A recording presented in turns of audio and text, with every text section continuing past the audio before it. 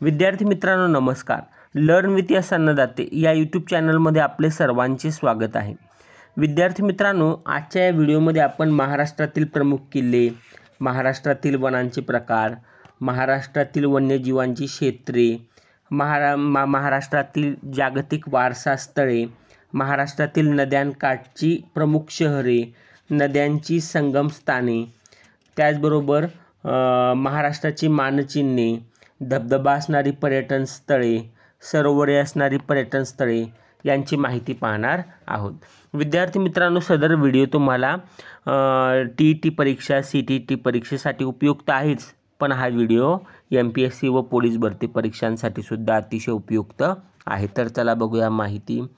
तर महाराष्ट्रातील प्रमुख किल्ले. तर आता पुणे जिल्ह्यामध्ये कोणते किल्ले आहेत? राजगड, शिवनेरी, पुरंदर, तोरणा, प्रचंडगड आणि सिंहगड.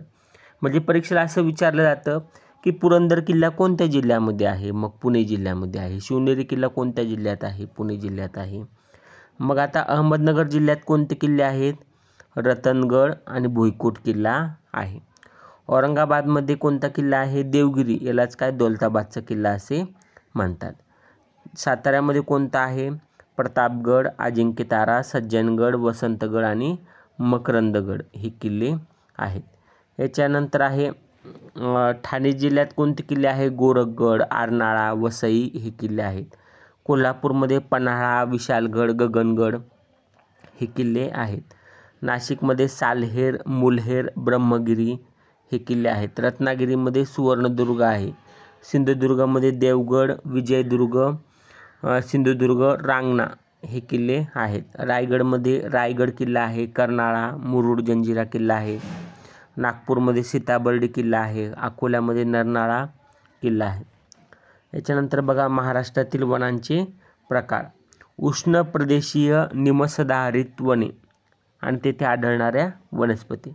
या वनांमध्ये किंजल, साल, कुसुम, अंजन, हिरडा, बेहडा या वनस्पती आढळतात. त्याच्यानंतर उष्ण प्रदेशातील आर्द्र पानझडी वने. तर उष्ण प्रदेशीय आर्द्र पानझडी वनांमध्ये साल, साग, चंदन, पळस, कांचन, अर्जुन इत्यादी वनस्पती आढळतात. उष्ण प्रदेशीय शुष्क पानझडी वने येथे बेल, पळस, अंजन आणि तेंदू या वनस्पती आढळतात. उष्ण प्रदेशीय काटेरी वने मध्ये बोर, बाभूळ, खैर, निंब, हिरडा, निवडुंग या वनस्पती आढळतात. खारफुटीची वने मध्ये कांदळ आणि तिवर या वनस्पती आढळतात. याच्यानंतर बघा विद्यार्थी मित्रांनो, महाराष्ट्रातील वन्य प्राण्यांची क्षेत्रे. म्हणजे वन्य प्राणी आणि मग ते आढळणारे क्षेत्र किंवा जिल्हा. तर सांबर, चितळ, नीलगाय, चौशिंगा हे प्राणी कुठे आढळतात? तर चंद्रपूर, गडचिरोली, भंडारा आणि गोंदिया येथे आढळतात. तर गवे कुठे आढळतात अधिक? कोल्हापूर, सिंधुदुर्ग, भंडारा, गोंदिया, अमरावती येथे आढळतात. याच्यानंतर जंगली कुत्रे, वासवेले कुठे आढळतात? तर सिंधुदुर्ग, रत्नागिरी, चंद्रपूर, भंडारा, गोंदिया, नांदेड आणि अमरावती. कस्तुरी मांजरे व पान मांजरे कुठे आढळतात? भंडारा, गोंदिया, अमरावती आणि कोकण विभागामध्ये ते आढळतात. आता याच्यानंतर बघा महाराष्ट्रातील पश्चिम घाटातील युनेस्कोने घोषित केलेली जागतिक वारसा स्थळे.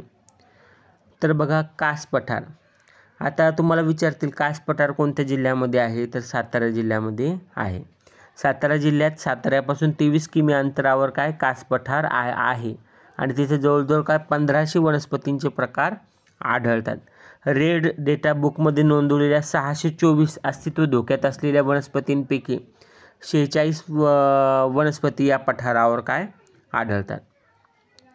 कोयना अभयारण्य हा व्याघ्र प्रकल्प असून महाबळेश्वर, जावळी, पाटण या तालुक्यातील 50 गावांचा या अभयारण्यामध्ये समावेश होतो.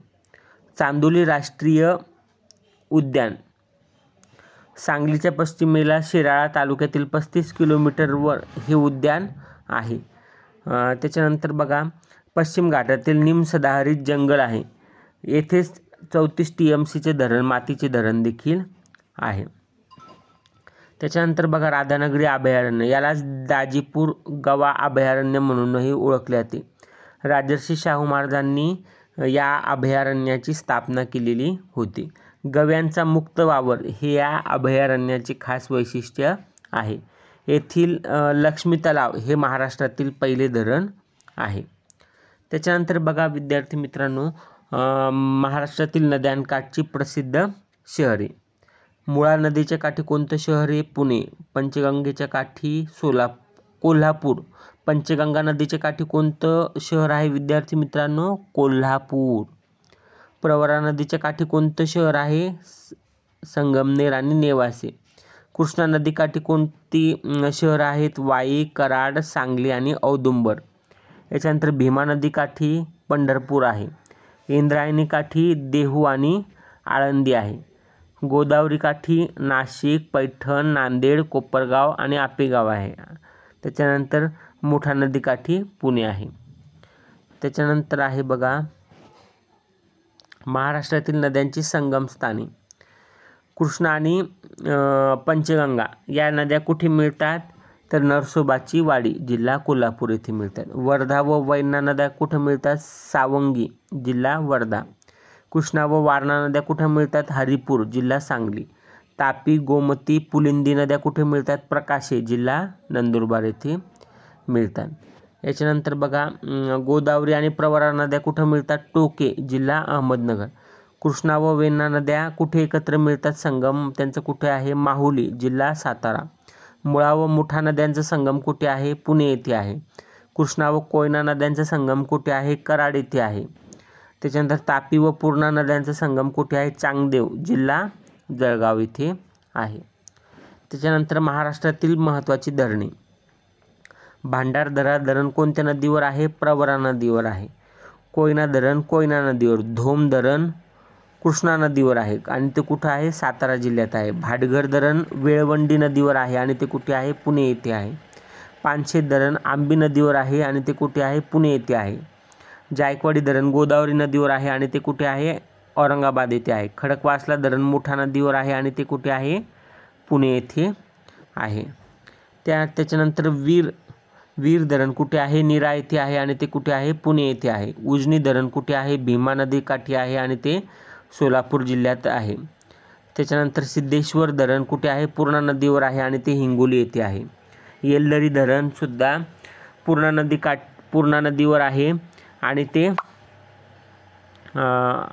हिंगोली जिल्ह्यात आहे. दारणा धरण दारणा नदीवर असून ते नाशिक जिल्ह्यात आहे. राधानगरी धरण भोगावती नदीवर आहे आणि कोल्हापूर जिल्ह्यात आहे.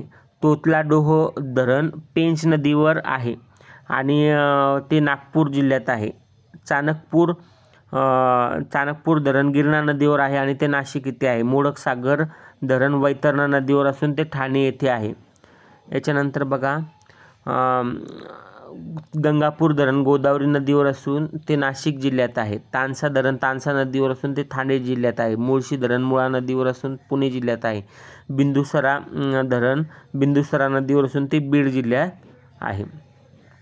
याच्यानंतर बघा महाराष्ट्रातील मानचिन्ह, यावर आधारित प्रश्न अनेक परीक्षांना विचारला जातो. त्याच्यामुळे विद्यार्थी मित्रांनो सदर माहिती एकदम लक्षपूर्वक पहा. राज्य प्राणी, महाराष्ट्राचा राज्य प्राणी कोणता आहे? शेकरू आणि याचं शास्त्रीय नाव काय आहे? रतुपा इंडिका.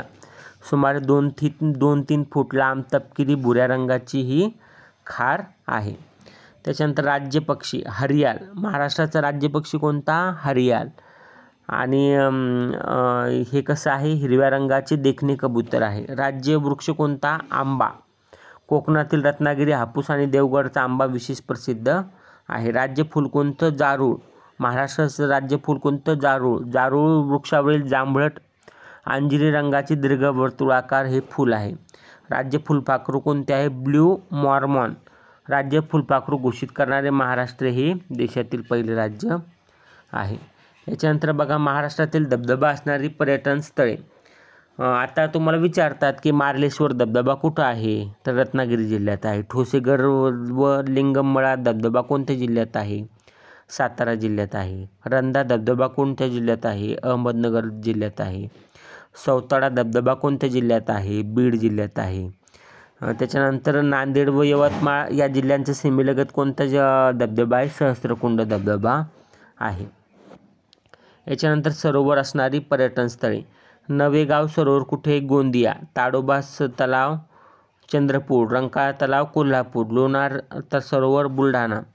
मायनी तलाव सातारा. शिवनी तलाव भंडारा. रामसागर तलाव नागपूर येथे आहे. त्याच्यानंतर लोणार सरोवर हजारो वर्षांपूर्वी उल्का पडल्यामुळे लोणार सरोवर निर्माण झाले आहे. या सरोवरातील पाणी खारे आहे. या सरोवराच्या परिसरात उष्ण व थंड पाण्याचे झरे आहे. विद्यार्थी मित्रांनो, सदर माहिती मी माझ्या केंद्रप्रमुख पेपर 2 हे जे पुस्तक आहे, शालेय शिक्षणातील नियम, अधिनियम व शैक्षणिक नवविचार प्रवाह या पुस्तकातून सदर माहिती घेतलेली आहे. सदर पुस्तक केंद्रप्रमुख भरती परीक्षेसाठी अतिशय उपयुक्त आहे आणि लवकरच विद्यार्थी मित्रांनो TAIT या परीक्षेच्या अनुषंगानं आपल्या पुस्तकांच्या शिक्षक अभियोग्यता विशेष तयारी या पुस्तकाची, त्याचबरोबर संपूर्ण शिक्षक अभियोग्यता व बुद्धिमापन चाचणी या पुस्तकाची सुधारित आवृत्ती लवकरच प्रकाशित होणार आहे. आपणा सर्वांना TET परीक्षेसाठी मनपूर्वक शुभेच्छा. धन्यवाद.